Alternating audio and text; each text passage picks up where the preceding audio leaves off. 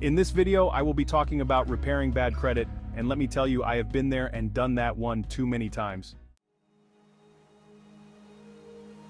There are a lot of people out there that struggle with managing their credit. It could be because they spend too much using their credit card, they don't pay their monthly statements on time, or they just max it out and leave it be. Some people out there get loans from schools, banks, and insurance companies and have a hard time keeping up with the payments. If you don't know where to start in your credit repair journey, you're in the right place. I got my first credit card back in NYC during the winter of 2021 via the Self Credit Builder app. After making some on-time monthly payments, they offered me the opportunity to build more credit with their Self Visa credit card. Once I got it, I was able to use the amount I paid off to Self as my credit limit, and for a year I was doing pretty well in the credit department as my credit score was slowly growing toward my first 700.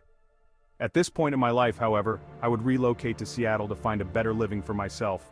I was relentless and knew that since I didn't have a job waiting for me when I got there, I would have to use what little money I had to sustain me.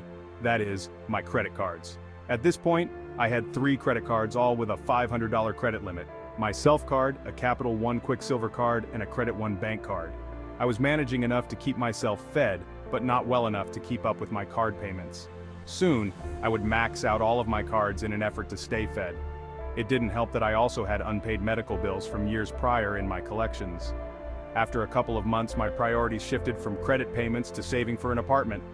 After finding a steady job 3 months after I moved to the Pacific Northwest, I was able to get my very first apartment in Capitol Hill. Once I was fully settled in, I was able to refocus on repairing my credit. I remember at times I wouldn't even want to look at my score because of the fear of how low it had become, and boy was it downhill. In a matter of 6 months, my credit had went from a 698 with completely good history to a 510 just like that. I remember the first time I saw that, my heart sank to my butt. I was determined to fix it and did so in a matter of months. After following the 50/30/20 rule, I was able to pay off all 3 cards in 5 months' time. My credit was rapidly getting better every month. 3 lines of credit, a 2-year credit history, on-time payments, and low credit card usage allowed my credit score to jump from 510 to 707 after having a healthy credit cycle and budget in just 7 months. That was my first crazy run with credit, but with that being said, credit repair is only easy if you have the mind to take it seriously. I mean, all I had to do was clean up my credit spending and pay off all cards to get to 707, and that's not even counting the fact that I paid off my medical bills in my collection, which came after that. To start, we're going to break things down for you. You need to understand what it is destroying your credit.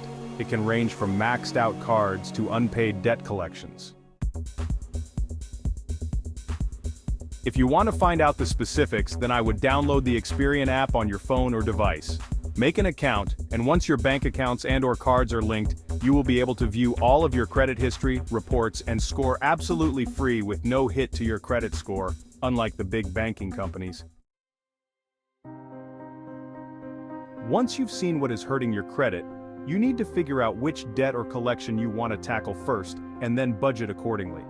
Paying off any outstanding debt that is severely hurting your score is the only major thing you can do in credit repair, as everything will need to be paid in full for you to get your points back.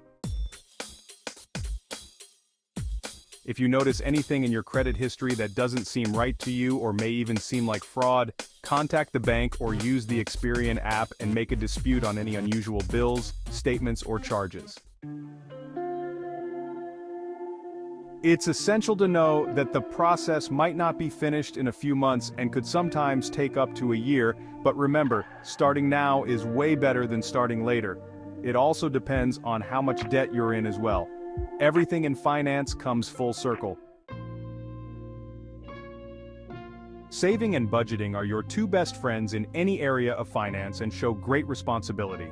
Save money towards your credit cards and/or collections using the 50/30/20 rule, and be strict about it.